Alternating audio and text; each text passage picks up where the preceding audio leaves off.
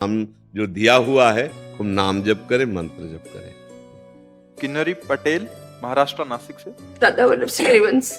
राधे राधे महाराज श्री, आपके चरणों में कोटि कोटि प्रणाम। महाराज जी, अहमता और ममता से हृदय बहुत जलता है, दैन्यता का भाव ही नहीं आ पा रहा। महाराज जी कृपा करके दैन्यता प्रदान करें। दैन्यता न किसी के आशीर्वाद से प्राप्त होती है और न किसी अन्य साधन से प्राप्त होती है।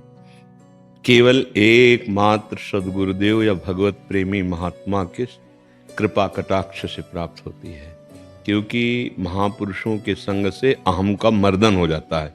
तिनकी संगति रहित जाति कुल मद सब नंसई, और अहम ही होने के कारण दैन्यता नहीं आ पाती, और दैन्यता न होने के कारण प्रेम रस का अनुभव नहीं होता है। इसलिए जैसे देवर्षि नारद जी से प्रश्न किया गया, कस तरति मायाम, माया से कौन तरता है, कौन तरता है? तो उन्होंने कहा, यह संगास त्यजति यो महानुभावम सेवते निर्ममो भवति विविक्त स्थानम सेवते यो लोक बंधन उन्मीलयति यो निस्त्रिगुण्यो भवति यो निर्योग योगक्षेमम भवति। अर्थात सबका अर्थ है कि जब हम कुसंग का त्याग करते हैं, व्यक्ति और वृत्ति, बाहरी व्यक्ति जिसके संग से हमारी मलिन वासना जग उठे, मलिन वासना बढ़ जाए, मलिन क्रिया बन जाए, वो कुसंग होता है। जो वृत्ति हमको मलिनता की तरफ बार बार संकल्प बनाने के लिए प्रेरित करे, उस वृत्ति का त्याग और उस व्यक्ति का त्याग, जाके प्रिय न राम वैदेही तजिए ताहि कोटि बैरिसम जद्यप परम स्नेही। अब इसका त्याग कैसे हो? तो बोले, यो महानुभावम सेवते, जो महापुरुषों का संग करता है। महापुरुष भगवत प्रेमी महात्मा जो निरंतर नाम जप करते हैं, भगवान की लीला गुण चिंतन में, भगवान की श्रीअंग सेवा में मगन रहते हैं, वो महात्मा, उनका हम यदि संग करें तो उनके संग से हमारी अंदर की जो अहमता ममता है, आगे जो है निर्ममो भवति, ये जो अहम है देहाभिमान और जो ममता है देह संबंधी भोगों में और देह संबंधियों में, ये महापुरुषों के संग से नष्ट हो जाती है। क्योंकि उनके संग से सर्व संगोपहो हिमाम, समस्त संगों के त्याग की जो वृत्ति है, जिसे विवेक कहते हैं, वो प्राप्त होता है। सरल भाषा में गोस्वामी जी कहते हैं, बिनु सत्संग विवेक न होई, राम कृपा बिनु सुलभ न सोई, होए विवेक मोह भ्रम भागा। मोह माने अज्ञान, अज्ञान से ही अहमता ममता पुष्ट हुई है और ज्ञान से ही इसका नाश हो जाता है। तो जब हम साधु संग करते हैं, उनके उपदेश सुनते हैं, मनन करते हैं, आचरण में उतारते हैं, तो हमारे अहंकार का नाश होता है और निर्ममो भवति, निरहंकारः और निर्ममो भवति, अहंकार रहित ममता रहित हो जाता है। फिर उसका हृदय एकांत होता है। बाहरी एकांत कोई एकांत नहीं कहा जाता। अगर हृदय में प्रपंच चिंतन चल रहा है और बाहर एकांत में बैठा हुआ तो विषयी पुरुष है, समाज में बैठा हुआ है लेकिन उसका भगवत स्मरण चल रहा है, वो एकांत में ही है। जहां भोगी पुरुष नाना प्रकार की भोग सामग्रियों में आसक्त जनेन्द्रीय रसेंद्रीय के भोगों की चर्चा, ऐसे लोगों से बचना चाहिए और अपने चित्त को निरंतर एकांत देश अर्थात हृदय में प्रभु के सुमिरन में लगाना चाहिए।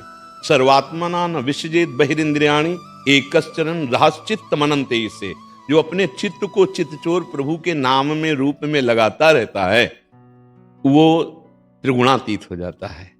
त्रिगुणातीत सतोगुण रजोगुण तमोगुण, इन तीनों गुणों से पार होना बहुत कठिन है।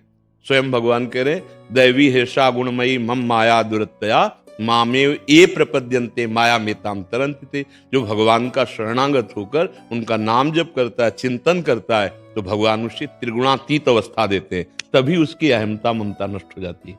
इन माया के बंधन के कारण ही ये अहमता ममता पुष्ट होती है। माया माने भ्रम, भ्रम से अपने को शरीर मान लेना, भ्रम से शरीर संबंधियों को प्रिय मान लेना, भ्रम से भोगों में सुख बुद्धि मान लेना। जिसे भगवान दुख योनिया कहते, उसे हम सुख समझते हैं। भगवान कहते त्यागाच्छांतिरनंतरम, हम समझते हैं भोगाच्छांतिरनंतरम, भोगने से सुख मिलेगा। तो ये जो अज्ञान बैठ गया है, ये साधु संग से नष्ट हो जाता है। हम किसी महापुरुष का आश्रय लें और नाम जप करते हुए उनकी आज्ञा के अनुसार यदि जीवन चलावें, तो चाहे वो गृहस्थ हो या विरक्त हो, वो अहमता ममता शून्य हो जाएगा। उसकी अहमता भगवान के दासत्व में बदल जाएगी और ममता प्रभु के नाम रूप में अत्यंत आसक्ति हो जाएगी। वो तद विस्मरणेन परम व्याकुल थी। एक क्षण के लिए भी भगवान का विस्मरण होने पर ऐसे व्याकुल हो जाएगा जैसे मछली को जल से अलग करो तड़पने लगती है। उसकी प्रभु के चरणों में ऐसी ममता हो जाएगी कि कभी कभी वो चिल्ला के रोने लगेगा, कभी हंसने लगेगा, कभी नाचने लगेगा, कभी गायन करने लगेगा। हाँ, न लाज तीन लोकन की, न वेद को कहो करे, न शंख भूत प्रेत की, न देव जच्छते डरे, सुने न कान और की, दृश्य न और इच्छना। ये प्रेम रंग चढ़ता है यदि महापुरुषों का जो उपदेश है उसके अनुसार हम चले और नाम जप करें, क्योंकि चरित्रहीन न नाम जप कर सकता है न उसका भगवत भाव बन सकता है। पापवंत कर सहज स्वभाव, भजन मूर्ति भावना। यदि चरित्रवान है तो नाम जप का रंग बहुत जल्दी आता है। इसलिए हम सबसे प्रार्थना करते हैं कि आप अपने चरित्र को बचाइए। आज हम धन के लिए अपने चरित्र को बेच देते हैं, इंद्रिय सुख के लिए अपने चरित्र को बेच देते हैं। हमारा भारत देश चरित्र प्रधान देश है। यहाँ चरित्र गाया जाता है, यहाँ चरित्र की पूजा होती है। जिसका चरित्र ठीक नहीं है वो कुछ भी हो, वो भगवदानंद का लेश मात्र भी अनुभव नहीं कर सकता है। तस्मात् शास्त्रम प्रमाणन्ते कार्याकार्यो व्यवस्थितो। तो यदि हम किसी भगवत प्रेमी महात्मा के अनुसार अपने जीवन को बनाएं, संतों का संग का मतलब उनके सानिध्य में बैठना नहीं होता, उनकी बात में बैठना होता है। उन्होंने जो आज्ञा करी आजीवन उसका निर्वाह। तो अहमता ममता, जैसे हमारे यहाँ वाणी जी में वर्णन है कि एक अहमता ममता ये जग में है दुखदाई, और ये जब श्री जी की ओर लगे तो होत परम सुखदाई। तो बोले श्री जी की ओर लगेगी कैसे? तो बोले रसिक मंडली में या तन को नीके ढंग लगाओ, दंपति यस गाओ हर्षाओ, हित सो रीज रिझाओ। अगर भगवत प्रेमी महात्माओं की मंडली में हमें बैठने को मिले, संत समागम करने को मिले और मेरा मन उनकी बातों में लगे, तो उनकी बातों में चमत्कार है कि हमारी अहमता ममता भगवान के चरणों में, प्रियाजू के चरणों में समर्पित हो जाएगी। हम नाम जप करें, सत्संग सुने और प्रभु को हृदय से अपना माने, सच्ची मानिए।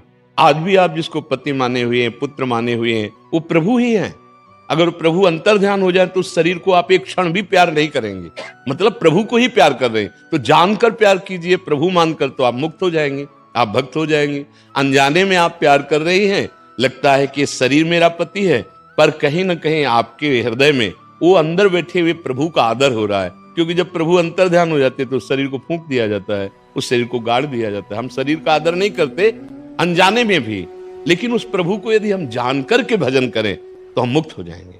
हाँ, हमारी अहमता ममता शांत हो जाएगी। आप समझ पा रहे हैं?